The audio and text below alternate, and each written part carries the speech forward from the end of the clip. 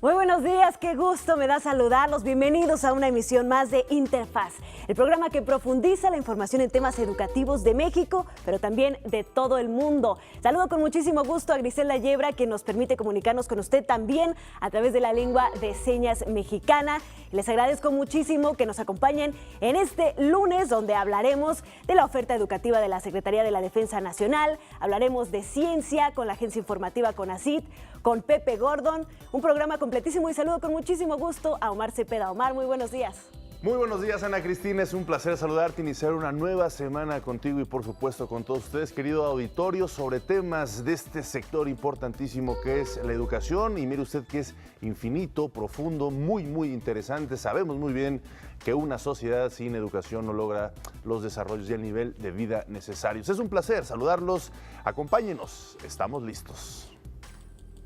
Hasta los inicios del siglo XX, los seres humanos pertenecían a una especie confinada a moverse únicamente sobre la superficie de la Tierra.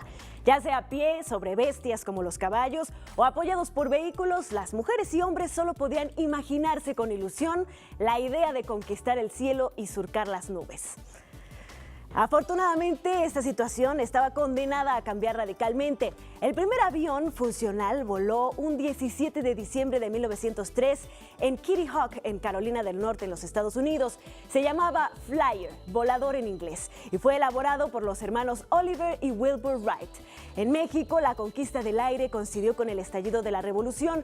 El 8 de enero de 1910 se realiza en México y América Latina el primer vuelo de un avión por parte del mexicano Alberto Banif Ricard, con un avión Boeing en los llanos de Balbuena. Por lo tanto, esa industria y la formación de pilotos se dio principalmente en el ámbito militar, y fueron los soldados del aire quienes impulsaron el correo, la aviación comercial, los transportes, las escuelas de pilotos y los talleres nacionales de aeronáutica.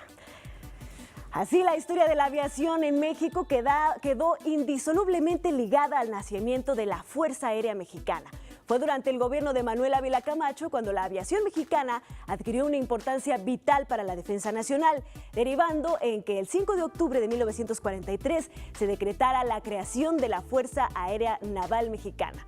El 3 de diciembre de ese mismo año, el presidente general Manuel Ávila Camacho decretó el 23 de octubre como la conmemoración del Día Nacional de la Aviación en México. La aviación se ha convertido de manera exponencial en una de las actividades económicas más importantes del mundo y, por supuesto, del país, siendo una de las formas vitales para la transportación de personas y bienes. Ha recortado las distancias de conexión, ha acercado historias, trayendo desarrollo y convirtiéndose en el transporte más importante del siglo XXI. En el ámbito de la defensa, la aviación sigue siendo hasta hoy vital para asegurar la salvaguarda de un país, y en México el perfecto ámbito para enaltecer los valores que rigen a las Fuerzas Armadas: honor, valor y lealtad, entre muchos otros. Para aquellos que desean formarse para conquistar el cielo, la opción de integrarse a las Fuerzas Armadas Nacionales sigue siendo de las más eficientes y completas de América Latina. La Fuerza Aérea Mexicana cumplió este año 103 años de vida, elevando los valores del país varios kilómetros por encima del suelo. Hoy en Interfaz, ¿quieres saber cómo se preparan los próximos pilotos del ejército? Entérate en un instante. Miles de jóvenes realizaron este fin de semana su examen de admisión al Politécnico. El Instituto Electoral de la Ciudad de México acerca a los niños y jóvenes al proceso electoral con la plataforma Ciudad QB. Investigadores y casas de estudio se reunieron con niños superdotados. Te contamos todos los detalles. Conoce un poco de la historia y el acervo cultural del Museo de la Ciudad de México. Hoy en el estudio, un invitado muy especial. Pepe Gordon nos visita para hablarnos de un festival de arte y ciencia que seguro te interesará. Conoce los planes de estudio de la Secretaría de la Defensa Nacional. En nuestra sección Top CONACYT, Berenice Sánchez nos platicará hoy de la tecnología antisísmica. Y una ex becaria de la Escuela del Cuerpo Directivo de Escuelas Normales nos habla de su experiencia en Francia. No le cambies, esto es Interfaz. Así es, Ana Cristina, pues muy bien contextualizaste toda esta carrera importantísima de lo que es la aviación y por supuesto las Fuerzas Armadas como parte esencial de este desarrollo para nuestro país. Las carreras, precisamente, la carrera que ofrecen las Fuerzas Armadas es una excelente alternativa para la juventud mexicana, pues la milicia les ofrece una educación de calidad. Las cámaras de la Agencia Informativa de Educación de México recorrieron las instalaciones del Colegio del Aire en Jalisco. Vamos a ver el reportaje de nuestro compañero Manuel Morales.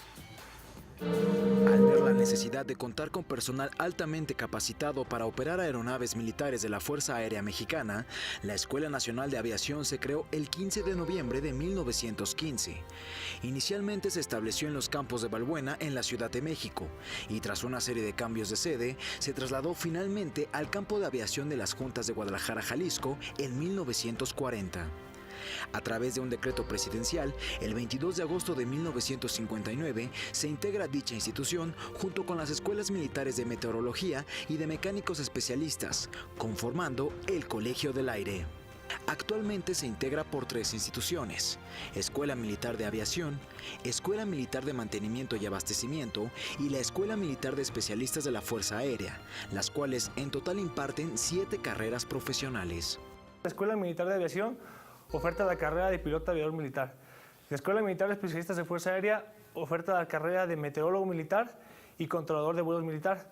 La Escuela de Mantenimiento y Abastecimiento cuenta con 4 carreras, que es mantenimiento de material aéreo, especialistas en electrónica de aviación, abastecimiento y armamento aéreo.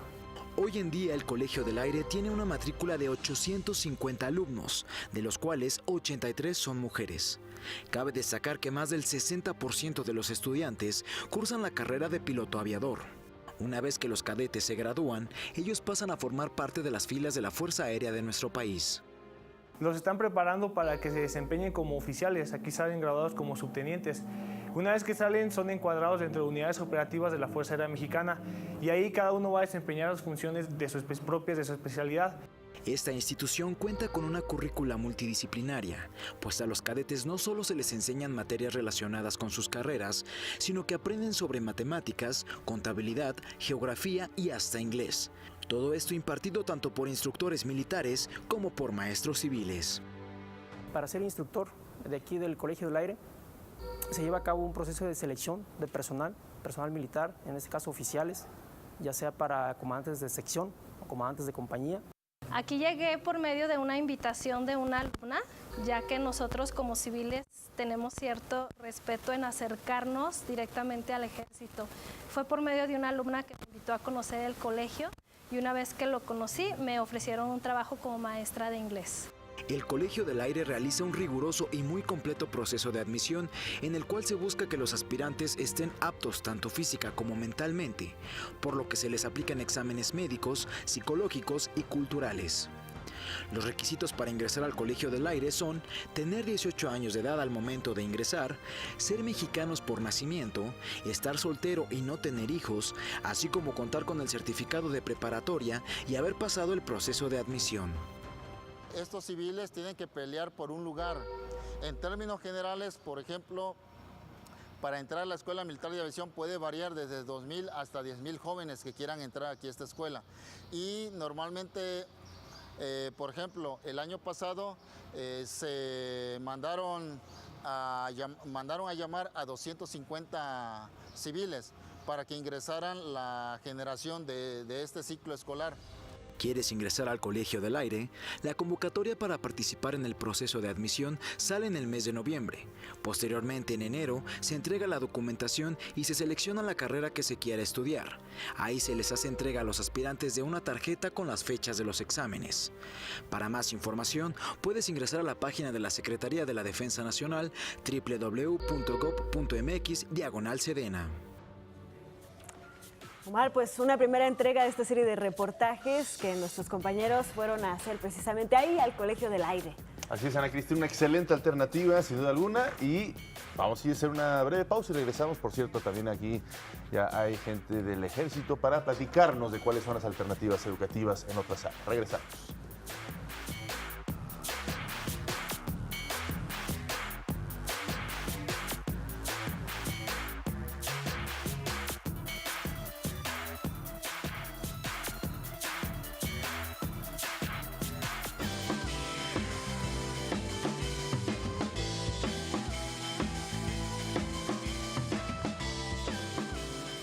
Les damos la más cordial de las bienvenidas. Agradecemos que estén con nosotros aquí en el estudio de Interfaz a los tenientes José Roberto Sarmiento y Jesús Guillermo de la Secretaría de la Defensa Nacional, con quienes vamos a hablar un poco más a fondo. Ya vimos un reportaje inicial sobre el Colegio del Aire y alguna de su oferta académica, pero la Secretaría de la Defensa Nacional pues tiene todo un sistema robustísimo de educación en nuestro país. Bienvenidos, tenientes. Gracias. Primero que nada, un agradecimiento a nombre de la Secretaría por estar aquí hoy con ustedes. Bienvenidos, bienvenidos. Gracias. Bueno, la Secretaría de Defensa Nacional pone a disposición de todos los jóvenes mexicanos la oferta educativa a través del sistema educativo militar. Este sistema comprende una amplia gama de posibilidades de planteles militares. Ahorita vimos el caso del Colegio del Aire. Existe además el Colegio Militar, la Escuela Militar de Ingenieros, la Escuela de Enfermería, entre otros. Teniente, este sistema educativo militar, ¿de cuántos estudiantes consta? ¿Cada cuándo son estas inscripciones? ¿Y cuáles son las carreras más demandadas por los jóvenes mexicanos? Bueno, antes que empezar todo esto, el sistema educativo militar que ofrece nuestro país nos ofrece la posibilidad o la oportunidad de realizar estudios profesionales a través de una beca integral que incluye alimentación, vivienda y material. Claro, todo. Y también la posibilidad, bueno, el acceso a instalaciones modernas que son académicas y deportivas. Y ya en ese contexto, pues las carreras más demandadas es ser piloto aviador, el colegio militar, el heroico colegio militar, Escuela Militar de Medicina y Escuela Militar de Enfermería. Son las carreras más demandadas. Correcto. Y es que muchos podrían pensar que, bueno, las Fuerzas Armadas o el colegio o la oferta académica de la Secretaría de la Defensa Nacional, pues solo se dedica a temas de defensa. Sin embargo, hay muchísimas otras carreras. Estábamos hablando de médicos, ingenieros, abogados. ¿Cuáles son todas estas otras carreras que pues parece que no tienen nada que ver, pero en realidad están muy relacionadas? Sí, estas especialidades son estudios a nivel licenciatura para cubrir todas las necesidades que requiere nuestro ejército. Hablamos de odontología, enfermería, ingenierías. Es una amplia gama de especialidades. Claro, estos campus o estas universidades, ¿dónde se encuentran localizadas? ¿Están en los 32 estados o solamente en algunos de ellos? La mayoría de los planteles militares están aquí en el Valle de México. Solamente el caso del Colegio del Aire, que consta de las tres carreras que ya había mencionado al principio del programa, y la Escuela Militar de Transmisiones, que queda en Zapopan, Jalisco. En ese sentido, los estudiantes que quieren o que vienen de otros estados también cuentan con todo el apoyo económico, la movilidad, etcétera, para poder inscribirse, o los exámenes se hacen en sus estados, o los tienen que hacer aquí. De hecho, los exámenes o las pruebas se hacen a lo largo de la República. Correcto. En total existen 26 centros de examen, entonces ahí el que le quede más cercano a donde viva el aspirante o el concursante puede asistir sin ningún problema. Y ya a partir de si es aceptado o no, ya entonces se hace su desplazamiento hacia el Valle de México. Exacto, o al plantel que haya causado alto. ¿Cómo se combina entonces este tipo de carreras con la disciplina militar? Bueno, a lo largo del día, en las actividades en un plantel militar, incluyen las horas de docencia, que son en el estudio. Se combina con actividades deportivas, culturales, y en la tarde el adiestramiento militar. ¿Cuál es el perfil idóneo de un joven? Para decir, a mí me interesa mucho una de estas áreas, además de que ofrecen grandes alternativas, por ejemplo, estas becas que usted comenta, prácticamente tienen el puesto trabajo asegurado al terminar alguna de estas carreras, pero yo les pregunto, ¿es fácil ingresar, es fácil mantenerse, es fácil terminar? Porque luego a lo mejor es fácil entrar, pero no es tan fácil permanecer, dependiendo del perfil. ¿Cuál es el perfil que ustedes recomiendan, puesto que es distinto a un sistema escolarizado tradicional como lo conocemos? Bueno, de cada escuela o cada plantel requiere cierto perfil. Como el caso del Colegio del Aire, requiere personal que le guste la carrera para ser piloto aviador.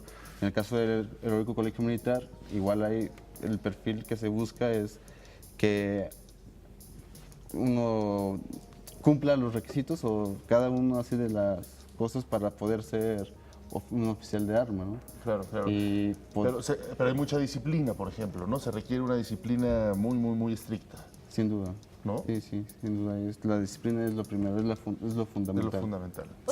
Ser voluntario principalmente, tener como que ese deseo, esa convicción de servir a... Vocación de servicio, ¿no? Sí, También. esa es la principal. O sea, no solo tienes que querer ser odontólogo, por ejemplo, o médico cirujano, sino también tener una vocación de servir a tu país. Sí, porque se combina con el ser militar, es básico.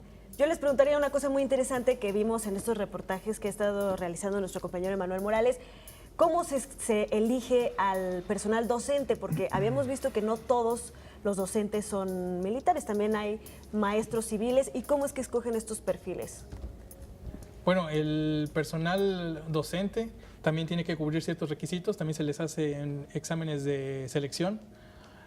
Lo preferencial es para que den ese estudio al discente de una manera adecuada. Por lo regular tienen maestría, todos nuestros docentes. Claro, claro. Muy bien, pues ¿qué líneas, qué áreas, qué páginas de internet les pueden ofrecer para poder ahí especificar más? Porque nos decían en noviembre son cuando se hacen los exámenes. En ¿no? noviembre Exacto, sale la convocatoria. Sale la convocatoria. Les recomendamos que la descarguen a los jóvenes para que la lean, que se enteren. Y en el mes de enero es cuando inicia todo el proceso. El registro en línea es lo principal.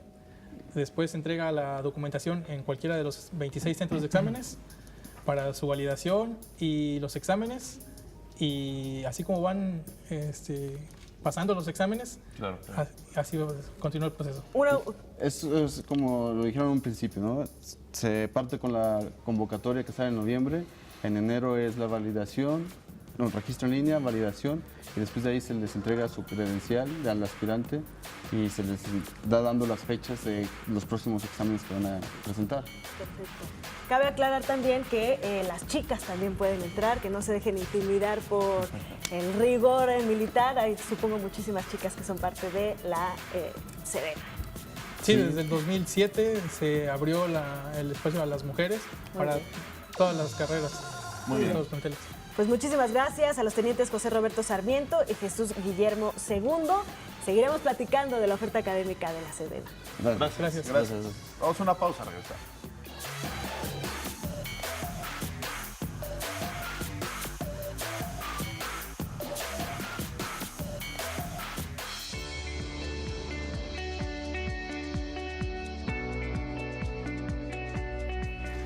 Y vamos a ver ahora la información que nos envía la Dirección General de Educación Superior para Profesionales de la Educación. Hoy nos presenta la historia de vida de Rosa Isela Ramos Sabat.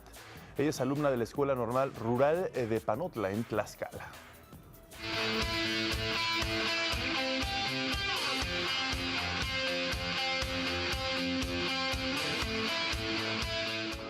Para ti, ¿qué es ser normalista? Para mí, ser normalista es un orgullo bastante grande y satisfactorio, ya que es el inicio de una labor docente que implica un cambio para nuestro país y es una verdadera satisfacción pertenecer a los normalistas, ser parte de la normal.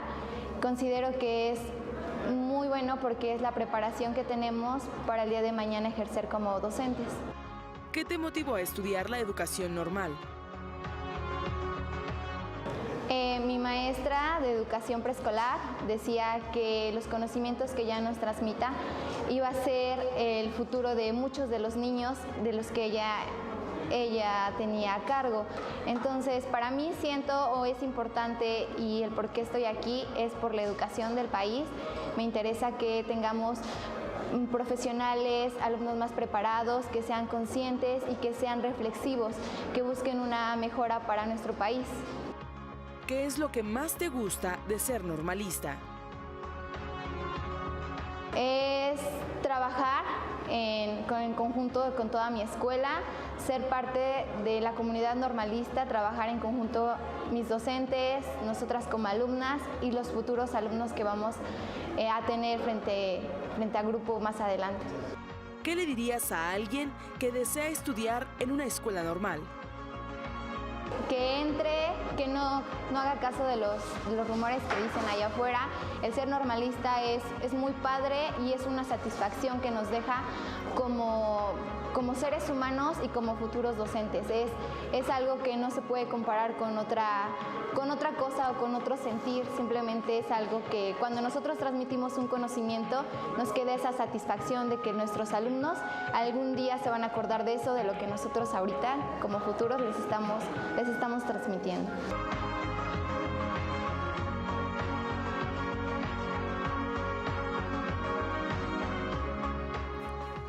Este fin de semana, el Instituto Politécnico Nacional aplicó su examen de admisión 2018. Más de 90,000 jóvenes acudieron a la convocatoria con el objetivo de ingresar a una de las mejores escuelas de México. Vamos a ver cómo sucedió. Ellos buscan ingresar al Instituto Politécnico Nacional, una de las casas de estudio más reconocidas de México.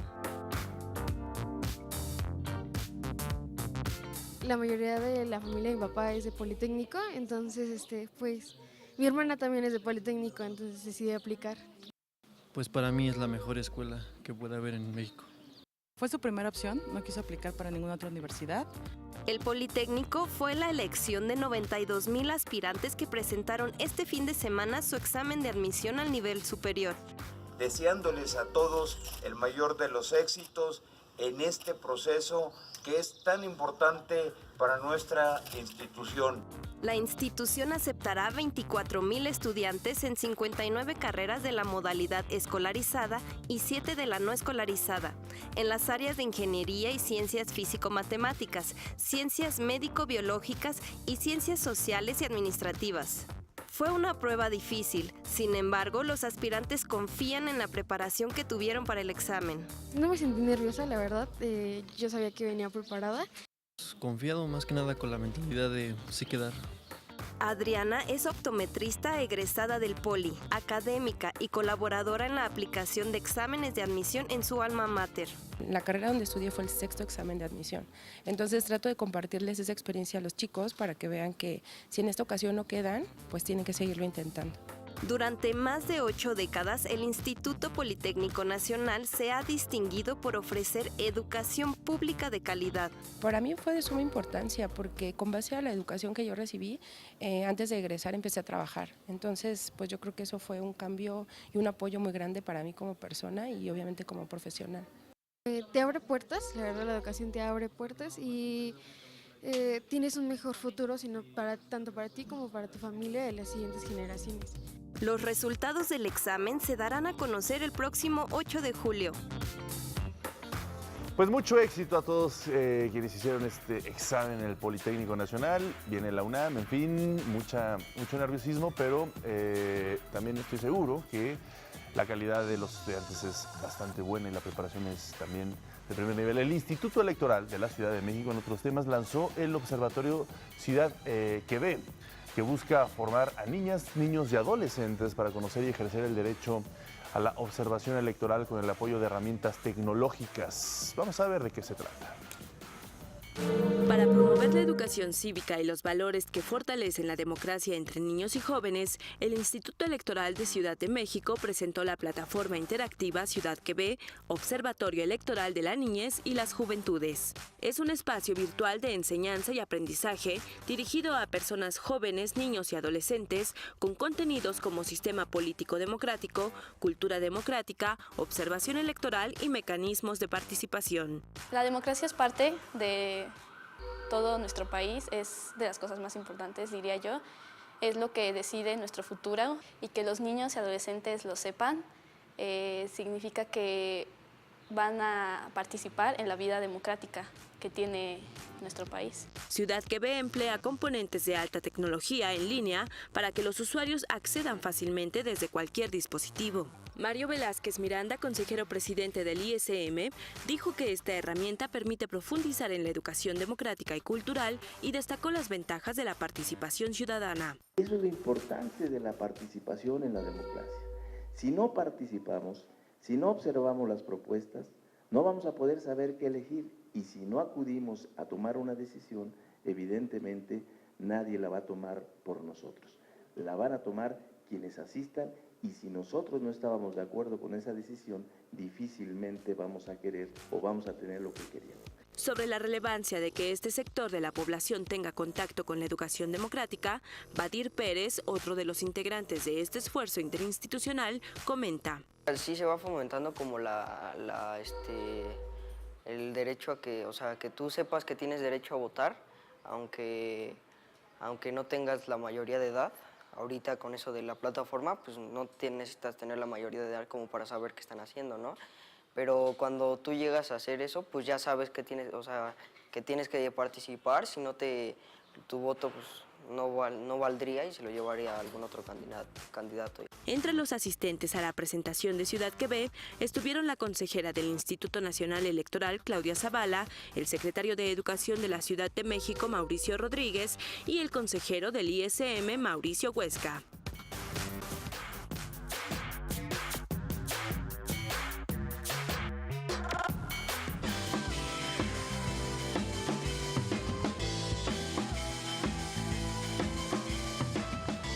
Y bueno, hoy estamos de manteles largos, tenemos un invitado muy especial aquí en el estudio de Interfaz, uno de mis ídolos personales. Nos acompaña Pepe Gordon, quien nos viene a platicar, bueno, además de la ciencia, del arte, de la filosofía, de un festival muy interesante que se llama Aleph, un festival precisamente que combina el arte y la ciencia. Bienvenido, Pepe, muchas gracias por estar con nosotros. Pepe, un placer saludarte, bienvenido. Un gusto estar con ustedes, de verdad. Pues cuéntanos un poco sobre este festival, ¿de qué se trata? Es un festival de ciencia y arte de la UNAM, está en su segunda versión ahora ya. En la primera estuvimos hablando de las fronteras de la física, las fronteras que nos llevan al Big Bang, a las galaxias más lejanas. Y en ese camino, por supuesto, de lo que estamos hablando es de que descubres cosas muy fascinantes, ¿no? Hay galaxias que tienen 100,000 millones de estrellas y ahora ese universo externo que se explora tanto en la ciencia como también por el arte, ahora lo llevamos al universo interno, en donde el cerebro resulta que se plantea que tiene 100,000 millones de neuronas. Esto es prácticamente como hablar de una galaxia dentro de nuestro propio cerebro. Y en esta ocasión entonces el festival está dedicado a esa exploración. Vamos a tener la presencia de algunos de los más destacados neurocientíficos, tanto a nivel internacional como mexicanos. Van a estar presentes el doctor Giacomo Rizzolatti, quien fue el investigador que descubrió las neuronas de la empatía. Y esto me parece importantísimo en la educación. Quiero hablarles un poquito nada más de esto porque me parece que es importante. Por favor. Giacomo Rizzolatti en la Universidad de Parma en 1996 descubre estas neuronas que son las que nos permiten ponernos en la piel del otro, sentir lo que siente el otro. Y la leyenda urbana dice que esto se descubrió de una manera muy divertida. Se estaban estudiando las neuronas motoras, las que son responsables de que, por ejemplo, ponga en movimiento la mente a el cuerpo, a la mano, para tomar cacahuates, por ejemplo. Y en este marco entonces hicieron estudios con monos, les pusieron aparatos que medían su actividad cerebral y les pusieron unos cacahuates y entonces cuando el mono tomaba el cacahuate se veía qué tipo de neuronas se encendía y se iba haciendo el mapa de las neuronas motoras. Pero un día se cuenta, como leyenda urbana dentro del equipo de Rizzolatti, que a uno de los investigadores se le olvidó que los cacahuates estaban ahí para el experimento y empezó a comerlos y sin embargo en ese momento todavía había un mono en el fondo del salón que tenía puesto todo el equipo para medirle su actividad eléctrica del cerebro y en el momento en que toma el científico el cacahuate al mono se le enciende la neurona. Se había descubierto que ver es como hacer. Es esto que nos pasa cuando se nos hace agua a la boca, sí, cuando vemos que alguien está tomando un alimento y lo disfruta enormemente, nosotros estamos sintiendo lo que está sintiendo el otro.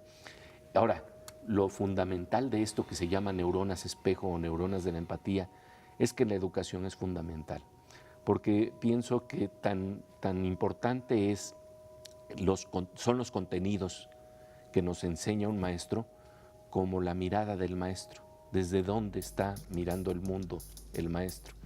y los alumnos, los estudiantes, están aprendiendo de la otra persona, no tan solo por lo que nos dicen, sino por lo que es la persona.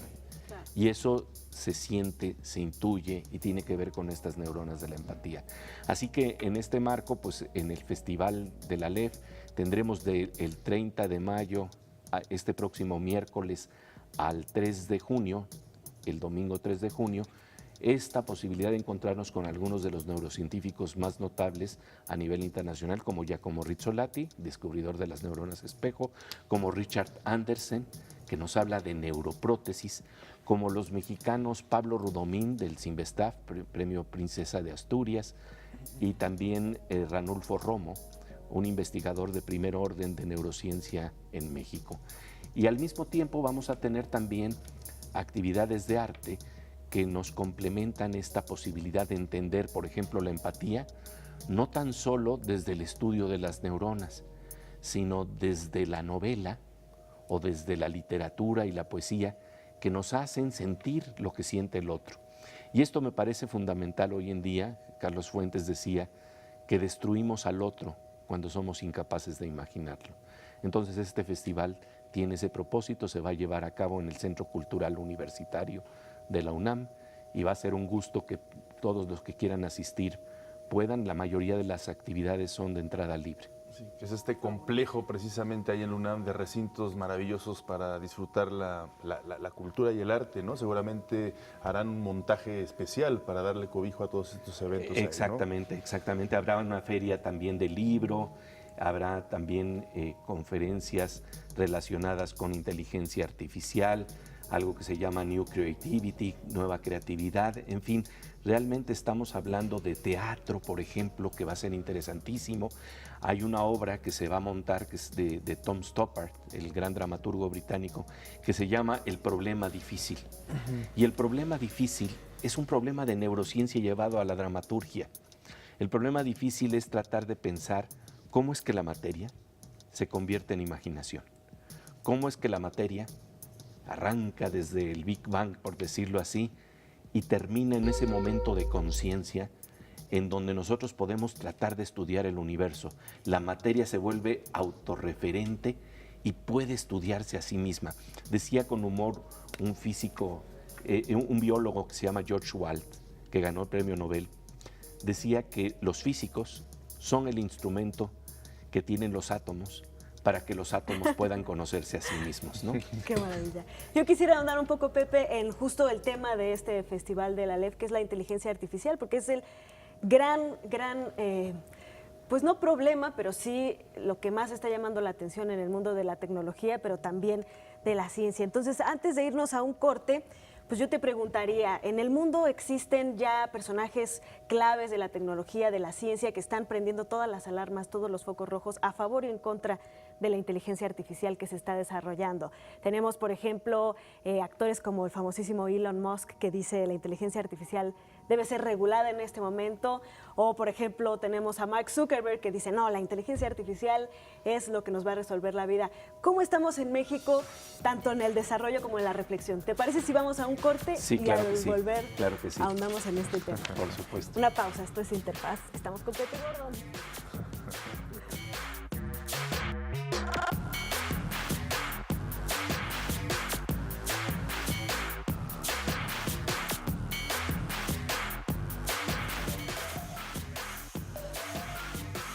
Seguimos platicando con Pepe Gordon y bueno, me parece muy relevante esta visión, esta pelota que puso Ana Cristina sobre la inteligencia artificial, ¿no? en la mesa. Pepe, pues ¿cuál es tu opinión al respecto? Mira, tiene que ver mucho con el nombre del programa que tenemos de televisión de ciencia y pensamiento en Canal 22 que se llama La Oveja Eléctrica. Este programa está basado en el título de este programa en un nombre de un relato de Philip K. Dick que dio base a Blade Runner, a la película Blade Runner. El relato se llama ¿Sueñan los androides con ovejas eléctricas? Y creo que en el momento en que estemos hablando de que la ciencia y la tecnología son capaces de generar algo que sueña, un instrumento que sueña, estamos hablando de algo que es profundamente humano. Es ese momento en donde la inteligencia artificial aparece como una continuidad de los sueños. Así como Cortázar habla de la continuidad de los parques, aquí estamos hablando de la continuidad de los sueños. Y por supuesto que sí está el problema y el peligro de que la tecnología se use de una manera inadecuada. En ese marco me parece muy importante la reflexión que plantea Yuval Harari, un autor que es autor del libro Sapiens, de animales a dioses, un libro espléndido, y él plantea que cuando estamos hablando de las posibilidades de tecnología que tenemos, él de hecho está planteando que estamos pudiendo hacer una mutación a lo que él llama ya el Homo Deus, es decir, con unas posibilidades de tecnología fascinantes, pero que nos pueden plantear algo también en términos de temor de hacia dónde vamos. Y me parece que Harari plantea algo muy importante, dice que tenemos que hacer una especie de pausa, no para dejar de avanzar tecnológicamente, sino para tratar de ver qué es lo que deseamos.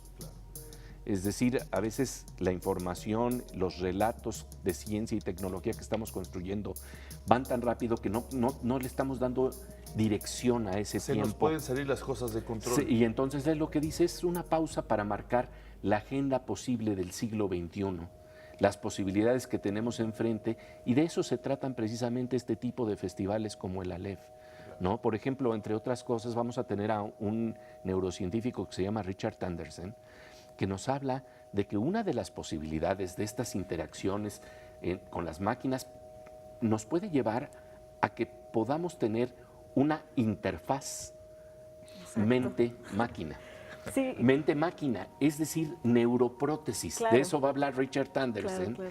Y esto es fascinante porque quiere decir que si estamos descubriendo qué tipo de algoritmos nos permiten no tan solo comunicarnos con nuestro cuerpo, sino también con otro tipo de materia que puede funcionar como prótesis, pues las posibilidades maravillosas serían, por ejemplo, que ante problemas de parálisis podamos utilizar instrumentos de una manera más orgánica gracias a las neuroprótesis. Esas son también las posibilidades de la inteligencia artificial en el siglo XXI, ¿no? Claro, y yo justamente en ese sentido quería hacer otra pregunta, que es, pues precisamente la siguiente revolución humana que se plantea es la de la biotecnología, ¿no? Esta pues conjunción entre lo biológico y lo tecnológico. Y precisamente estábamos hablando, por ejemplo, en el corte de este experimento de neutrones, ¿no? De cómo neutrinos. de cómo estudiar los neutrinos, o por ejemplo los experimentos que están haciendo en materia de la conquista del espacio, que es también si se puede modificar genéticamente al ser humano para evitar problemas con la radiación, etcétera. En ese sentido, ligado con la inteligencia artificial, ¿cómo visualizas tú? Ya nos estás hablando un poco de esto, ¿no? De las posibilidades. ¿Cómo visualizas tú en tu profundo conocimiento, pues tanto de la ciencia como de la filosofía que está detrás, este futuro de un hombre fusionado con la materia y con la tecnología? Yo creo que al final del día tendrá que depender de si estimulamos bien o no las neuronas de la empatía. Curiosamente, creo que volvemos a este punto básico. Sí, ahí están las posibilidades de interactuar más orgánicamente con el mundo que nos rodea.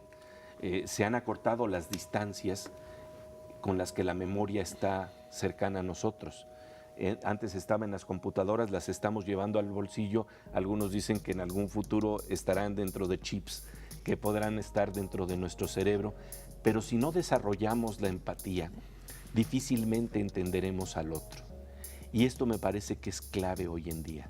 Cómo entender al otro, cómo dialogar con el otro. Porque el problema es que, como decía el poeta José Gorostiza, a veces parece que somos islas de monólogos sin ecos, que estamos hablando entre nosotros sin escucharnos. El maestro de Elie Wiesel, un gran escritor que se llamaba Shoshani, decía que si por lo menos no hemos parado nuestro diálogo interno, nuestro monólogo, por 30 segundos, no hemos escuchado al otro.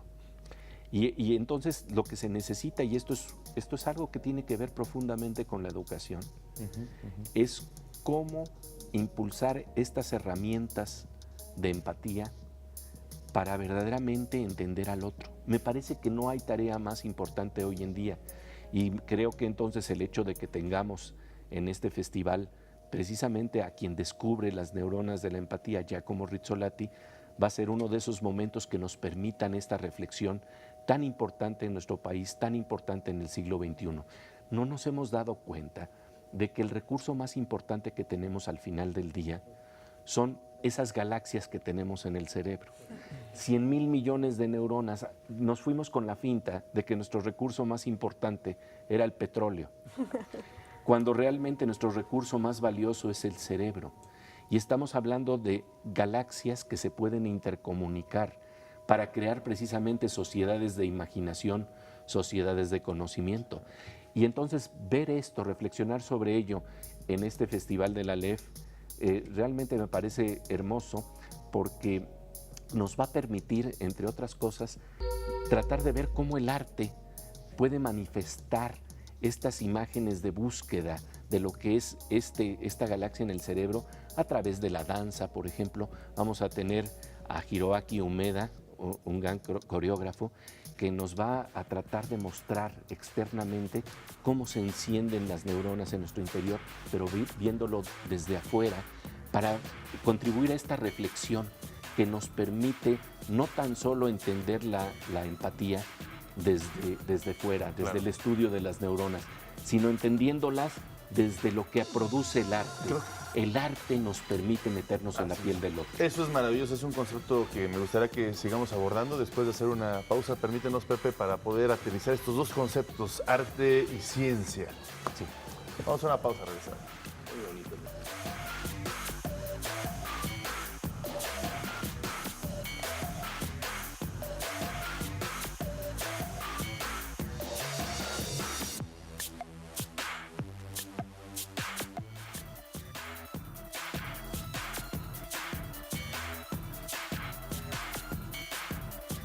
Seguimos en Interfaz y con el grandísimo privilegio de estar platicando de arte y ciencia con Pepe Gordon. Antes de irnos al corte, pues tocábamos una vez más estas fibras que unen al arte con la ciencia. Pepe, ¿por qué, como lo decía Omar, cómo es que has sabido darle al clavo de encontrar estas dos, los encuentros entre estas dos disciplinas que permiten, como tú bien decías, ahondar en la empatía humana? Fíjate que este es un interés que comparto con muchos amigos, con Jorge Volpi precisamente. El Festival de la LEF surge de estas inquietudes que hemos tenido conjuntamente de ver cómo ciencia y arte no tendrían que estar divididos y separados como lo tenemos hoy en día, sino que realmente hay algunos puntos de contacto importantes entre ambos mundos. Uno de ellos, quizás más fuerte de lo que nos imaginamos, es que hay imaginación en la ciencia del mismo calado que lo hay en el arte. Por supuesto, hay metodologías distintas. Los rigores de la ciencia son diferentes que los rigores del arte, pero ambos tienen también rigores. Por otro lado, tanto ciencia como arte tienen que ver con descubrimientos, con hallazgos, con curiosidad, con capacidad de asombro, que ocurren tanto en la más auténtica experiencia poética como en la ciencia, en el momento en que de verdad nos abrimos a un nuevo mundo y se nos crean nuevos conceptos, que eso es también fascinante. Y por otro lado, otro punto de contacto que me parece fundamental es que ambos, ciencia y arte, están tratando de ligar lo que está aparentemente separado. La ciencia lo hace a través de ecuaciones, el arte lo hace a través de metáforas. No hay que olvidar que la palabra metáfora originalmente quiere decir mudanza, en griego. Me acuerdo que Luis González de Alba decía que cuando estaba en Atenas estaba sorprendido de lo cultos que eran en esa ciudad porque había unos camionzotes que decían metáfora, eran los camiones de mudanza. Entonces, claro, lo que está pasando es que en el arte lo que estás haciendo es mudar un concepto de un lado al otro y vincularlo, y en ese momento el mundo se empieza a interconectar, a vincular. Y esto es importante cuando estamos hablando de tantas barreras y tantos muros que estamos teniendo hoy en día. Uno de los muros fundamentales es el muro que construimos dentro de nuestro propio cerebro. Entonces, para romper esos muros tenemos que abrirnos a nuevos paradigmas, nuevos modelos que nos permitan entender lo que nos rodea.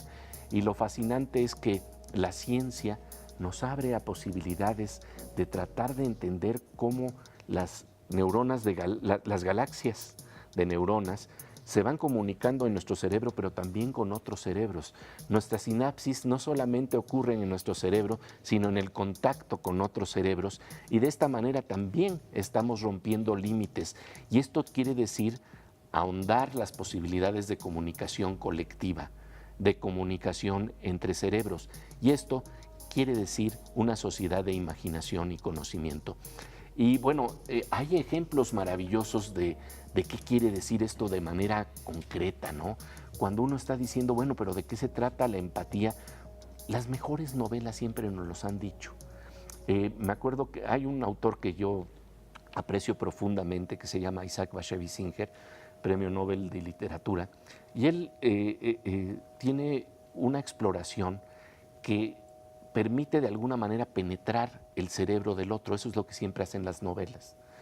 Es interesante porque José Luis Díaz, otro neurocientífico mexicano, habla de esta posibilidad en ciencia en términos de una especie de cerebroscopios. Cerebroscopios para tratar de ver lo que está en el interior de las personas. Por supuesto, la ciencia lo va a tratar de hacer a través de resonancias magnéticas funcionales, de electroencefalogramas, para tratar de tener los correlatos de lo que pasa en el interior. Pero el arte se atreve a ver lo que está en el interior, y me acuerdo de un relato maravilloso de Bashevis Singer que explora esta empatía. En una ocasión él habla de una mujer, de un hombre que está soñando con una mujer, pero él no la conoce personalmente, nada más sueña con ella, nunca se han presentado, nunca han conversado. Y él nada más sueña con ella todas las noches, hasta que un día sin querer se cruzan en la calle, van caminando. Él ni se atreve a voltearse a verla. Y entonces ella, sin que haya jamás habido una conversación, se voltea y le dice, oiga, ya deje de soñar conmigo, estoy casada. Esa es una especie de cerebroscopio, y tal vez se basa esta idea del arte de Bashevis Singer en una experiencia que tuvo él con la primera mujer que amó en su vida, que decía que tenía la capacidad de veras entender los pensamientos del otro. Y decía, pero no creas que te estoy alardeando con esto, eso es una tragedia, por eso Dios nos puso un cráneo para que no tratáramos de asomarnos al interior de la otra persona y saber lo que está pasando ahí.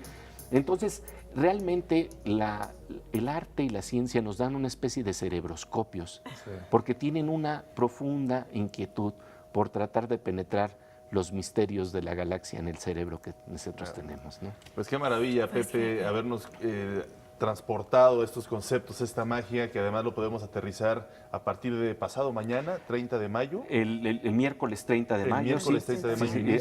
A las 5:30 de la tarde, con una conferencia de Perminder Sagdev, un neurocientífico, moderada por Jorge Volpi. Correcto. Y luego tendremos una conversación con el físico Gerardo Herrera y con José Luis Díaz, el neurocientífico, en donde voy a moderar precisamente una mesa de homenaje a Stephen Hawking para hablar de cómo es que el universo se ha vuelto consciente de sí mismo, ¿no? Claro. Y los que quieran asomarse al programa que tendremos en este festival, los invitamos a que vayan a la página culturaunam.mx/el para conocer todos los pormenores. Y una cosa más que quería decirles, el sábado próximo a la 1:45 vamos a tener una videoconferencia con David Lynch, este gran cineasta, en donde vamos a hablar del proceso creativo del cerebro de David Lynch, cómo él atrapa las ideas, qué quiere decir descubrir una idea que tenga poder. Una videoconferencia completamente en vivo. De 30 minutos. De 30 minutos van a poder estar viéndolo los asistentes en un auditorio. En un auditorio, así es, en la sala Carlos Chávez. No, pues qué maravilla. Entonces va a ser, de verdad, una fiesta del pensamiento. Va a ser una gozadera. Y de la imaginación. Y pues también aprovechar para que te sigan en todos tus proyectos, como La Oveja Eléctrica, que va a estrenar temporada. Así es. ¿Qué más? ¿En dónde más te pueden seguir, Pepe? @Pepe Gordon en Twitter. Y la verdad es un gusto compartir con ustedes esta interfaz para precisamente poner en contacto pensamientos. Gracias, Pepe. Ojalá nos visites más seguido. Gracias. Gracias, Omar. Gracias, Ana Cristina. Hacemos una breve pausa, pero tenemos más aquí en Interfaz. No se vayan.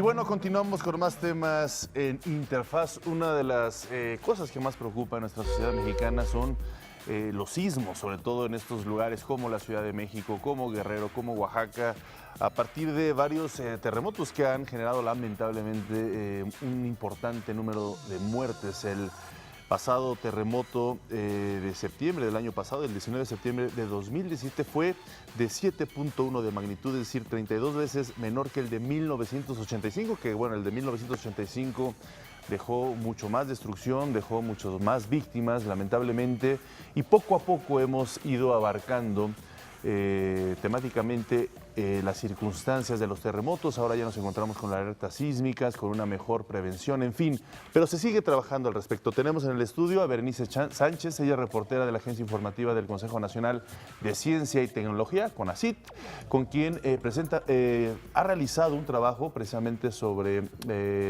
y a partir del sismo del 19 de septiembre de 2017, tecnología antisísmica, un modelo que ya nos explicarás de qué se trata, cuáles son las profundidades de este esquema. Muy buenos días, gracias por estar con nosotros nuevamente. Berenice, gracias por la invitación, yo muy contenta de estar con ustedes. Y sí, como les comentaba la vez pasada, en esta sección especial de reportajes, después del sismo del 19 de septiembre del año pasado, bueno, nos dimos a la tarea de ver qué investigaciones científicas, qué tecnología se estaba desarrollando en México para esto. Y bueno, investigadores hay bastantes y hay en todas partes del país, eso es importante mencionarlo. Sí.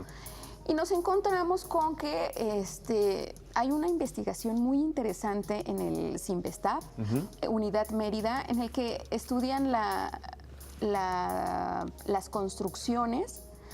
Y entonces el doctor dice que las construcciones tienen ciertas etapas, así como el ser humano es pequeño, es adolescente, adulto y luego adulto mayor, así también las construcciones. Y bueno, a lo largo también del tiempo también tienen ciertas enfermedades, y eso es muy importante para saber en qué condiciones está una construcción y saber si está fuerte y puede resistir un sismo de cierta magnitud o es débil y se puede caer. Claro, y no esperarse hasta que suceda en un momento el sismo, ¿no? Y que ya sufra problemas mayores, es decir, la prevención es importante también en ese sentido, con estos estudios. Sí, y se tienen que hacer revisiones periódicas, como los seres humanos que vamos y nos hacemos estudios, así también se tienen que hacer las revisiones de las construcciones. Actualmente, esto como son estudios y es experimental, son estudios muy caros, pero se está trabajando para que esta tecnología sea más económica y más fácil de realizar. Y también en este reportaje que yo realicé nos encontramos con que el Instituto de Ingeniería de la UNAM están trabajando en sus diferentes disciplinas para también trabajar un programa que se puedan revisar como las construcciones más afectadas y poder identificar qué pasó ahí, más allá que si la corrupción y las construcciones, todo eso, pero ellos desde la academia qué pueden hacer para modificar el reglamento de construcción, para decir, bueno, en esta zona es más débil o es de transición, entonces aquí tienen que ser las construcciones de cierto tipo, porque esa es otra. Uno se preguntaría, bueno, aquí en México, ¿por qué se nos cayeron tantos edificios, tantas casas con el sismo? Y en Chile o en Japón, donde se registran sismos mayores, sus construcciones aguantan. Bueno, de lo que han encontrado los especialistas que documento en este reportaje especial, es también cuestiones como la técnica de construcción. Claro, justamente eso yo te quería preguntar, Berenice. Pues existen países que por sus condiciones geográficas, ¿no?, por su ubicación en el planeta y las condiciones que los rodean, tienen una cierta maduración, ¿no?, en este tema de los sismos, de la prevención, incluso de las construcciones. Ya mencionaste algunos casos emblemáticos como Japón, Chile. Tú te diste a la tarea de hacer toda una investigación sobre la ciencia y la tecnología que se está desarrollando en nuestro país al respecto, que también es un país pues bastante afectado por este fenómeno y que por lo tanto ha tenido que madurar en su investigación y en su tecnología. ¿Cómo en qué digamos, estado nos encontramos si hablamos de una maduración, de una curva de aprendizaje, según lo que tú pudiste investigar? Fíjate que científicos hay buenísimos. Yo creo que aquí el principal problema es como la vinculación, porque ellos son muy buenos, reconocidos a nivel mundial, pero les falta esta vinculación con el sector gobierno, con las empresas, para ayudarlos a hacer construcciones mejores, resistentes. En ese sentido, la prevención creo que es uno de los temas centrales, ya más o menos lo habíamos tocado, y este proceso de maduración, ¿no?, de las construcciones, ¿dónde uno puede saber, por ejemplo, digo, porque vimos ahora en el temblor que edificios nuevos se cayeron, ¿no? A veces o tuvieron serios problemas, o edificios con mucha antigüedad no siguen sin tener ningún problema estructural. ¿Cómo puedes ir midiendo estas cosas a partir de estos estudios que están diseñando y que comentabas de las distintas etapas de los edificios? Es que actualmente uno como usuario, como habitante, pues no lo puede saber. Uno se puede checar los mapas, pero los planos, pero eso no, a nosotros pues no nos dice mucho. Y te digo, esto lo que quiere hacer el investigador de Desinvestac Unidad Mérida es que esta tecnología la pueda adquirir el gobierno para que pueda hacer sus revisiones de manera periódica en toda la ciudad o en todo el país, porque vemos que el sismo afectó a muchos estados, y entonces se puedan ir identificando cuáles son estos edificios más débiles. Vulnerables. Sí, y bueno, ¿y qué va a pasar con esos? Ni modo que los derrumben. No, lo que él propone es, si ya sabemos que estos edificios son vulnerables, bueno, quitarles carga. O sea, si eran para 1000 personas, que nada más la estén ocupando, habitando 700. Así como las personas mayores ya no cargan cajas de 30 kilos, ya son muy poquito lo que cargan, así los edificios. Muy bien. Pues muy bien, Berenice, gracias por haber venido a platicarnos de esta investigación especial. ¿Dónde pueden seguir más reportajes especiales y la información de CONACYT? Sí, en nuestra página conacitprensa.mx. Correcto. Pues muchas gracias, Berenice. Gracias. Te esperamos pronto. Gracias, Berenice. Nos vemos pronto. Una pausa, regresamos. Más temas en Interfaz.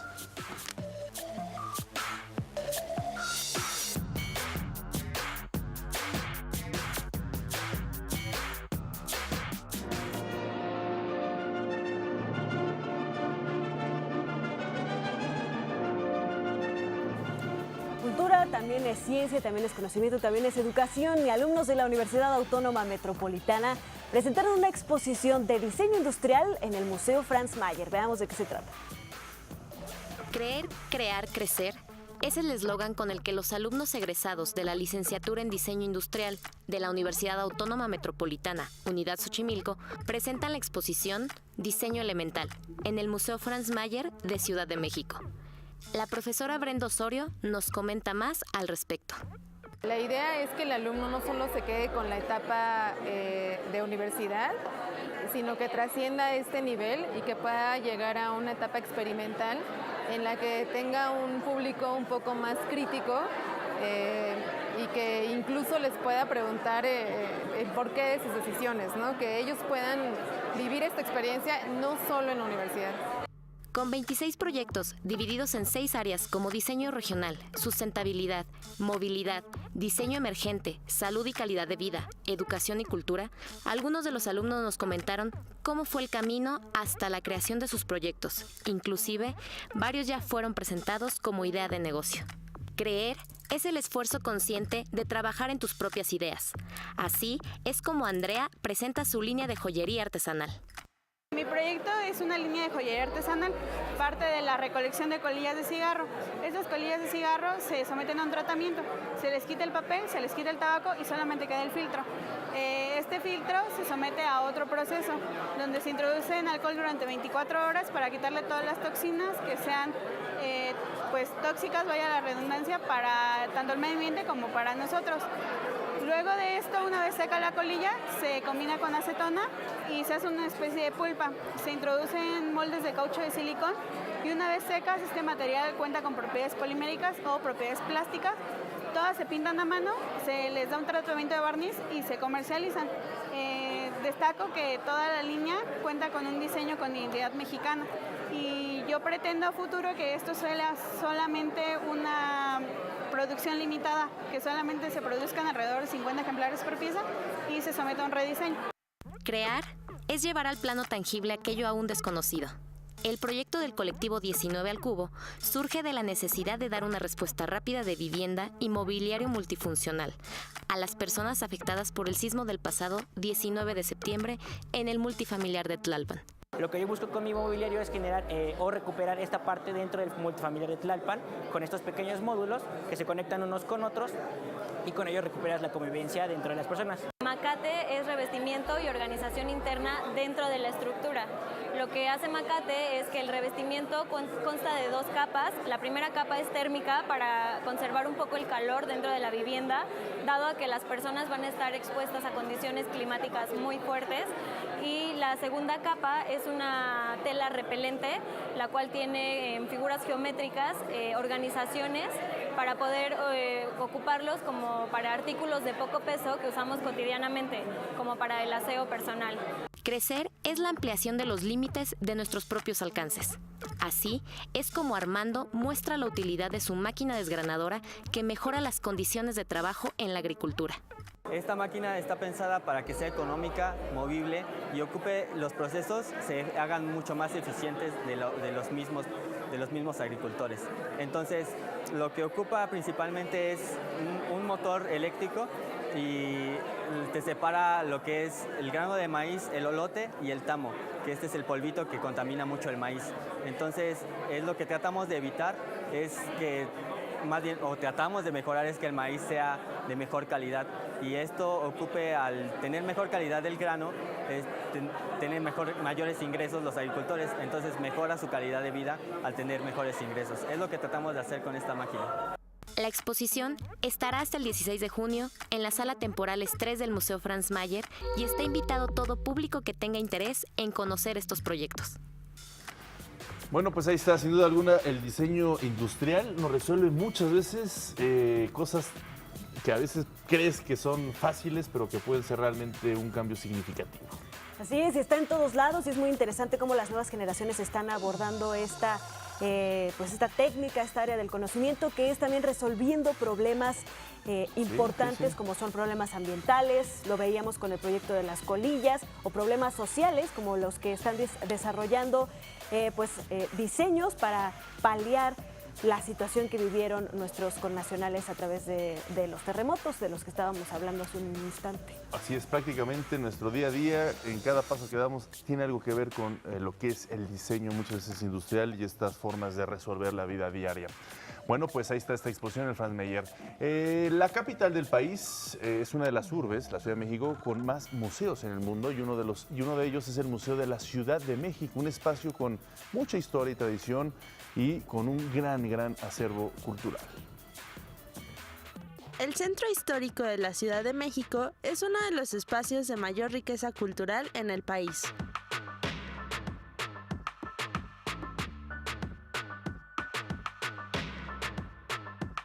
Además de contar con un amplio mosaico de recintos históricos y museográficos que, gracias a su arquitectura y estética, tienden una irrechazable invitación a los paseantes y curiosos.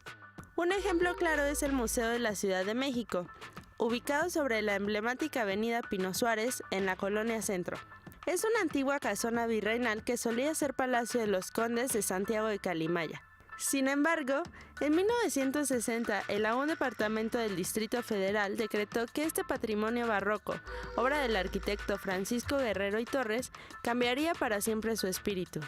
Pero no fue sino hasta el 31 de octubre de 1964 que abrió sus puertas a exposiciones temporales, una sala permanente sobre la historia de la Ciudad de México y el estudio del pintor Joaquín Clausel, conocido como el Clauselito, que también funciona como una pequeña sala para artistas contemporáneos.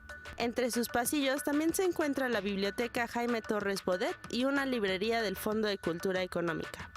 Mas no todo es ver y no tocar. Como parte de las actividades académicas, el Museo de la Ciudad de México ofrece diferentes talleres, conferencias, presentaciones de libros y conciertos para los amantes de la cultura. Uno de muchos museos, Ana Cris, sin duda alguna, ya por sí misma la arquitectura es una belleza, es un museo.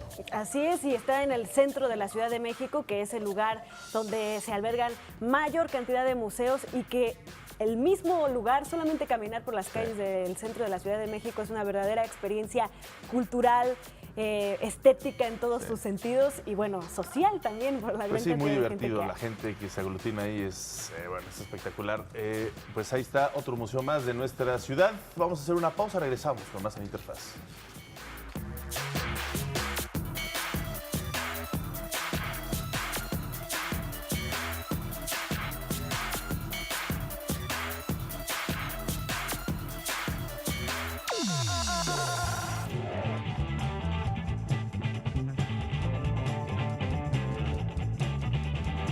Está listo con nosotros Jorge Rubio, quien nos tiene pues información sobre la educación, deporte, educación y la importancia de esta química. ¿Cómo estás? Muy bien, Omar, Ana, qué gusto saludarlos, amigos de Interfaz.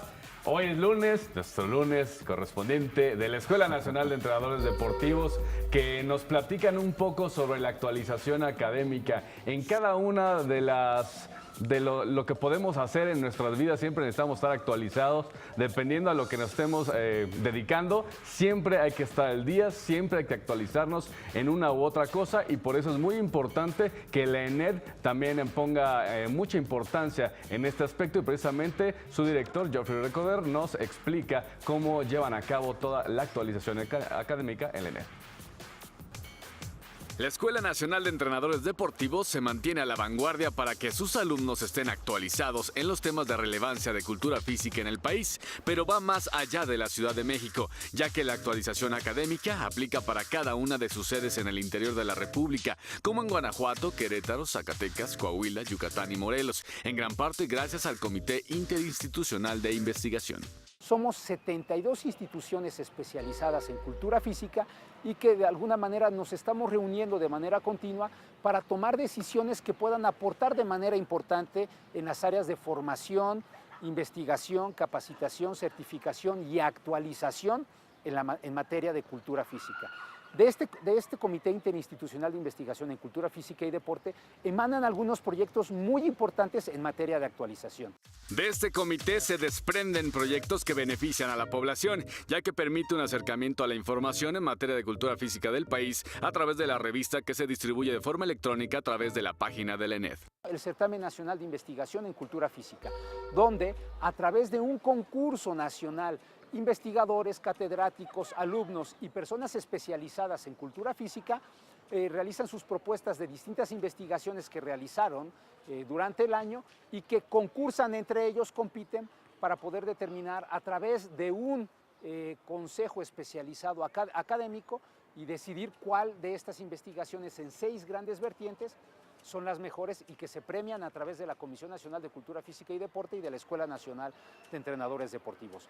Esta información nos sirve para poder alimentar la revista mexicana en cultura física y que es una revista especializada que contiene temas que le permite a la población en general tener un acceso muy rápido y sencillo sobre temas actuales de cultura física. También, cada año se realiza el Circuito Internacional de Cultura Física. Tenemos 34 eventos académicos durante todo el año, durante el 2018, especializados en cultura física, con temas de educación física, con temas de deporte, con temas de ocio, con temas de ciencias aplicadas a la cultura física y que a través de distintas estrategias como congresos, seminarios, cursos de capacitación y certificación, a lo largo de la República Mexicana, a través de distintas instituciones académicas, institutos del deporte, colegios de profesionistas, tenemos la oportunidad de ofrecer a la población en nuestro país, pues dentro de sus estados o regiones, pues una posibilidad importante para que se puedan estar actualizando. La ENED además está presente en congresos internacionales en países como Cuba, Colombia, Brasil, Argentina, Ecuador, Perú y Panamá, que fortalecen cada uno de los aspectos de actualización de la institución.